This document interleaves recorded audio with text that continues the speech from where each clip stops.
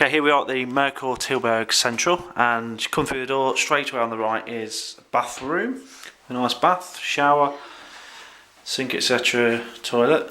This is a family room that we've got, and you come in and you get the double bed there with plenty of sockets, TV,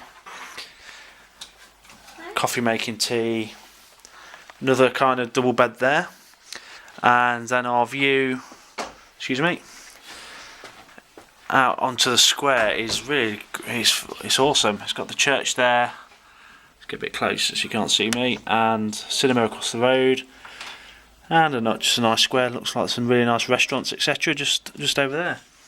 Seems to be plenty of storage. Well, a little bit of storage here, and we have got a fridge.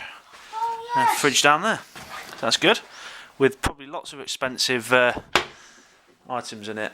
Good thing about this place as well is there is a car park that's attached to the hotel, so you can park in the car park and then you just kind of walk across to here. It does cost extra, but if you become a member of the Mercure group, then you do get a discount, and it's free. So I can't remember, it's costing us £9.50 per day, which isn't too bad really, because this is in the centre of the city, so you wouldn't expect a big car park around them to own your own car park.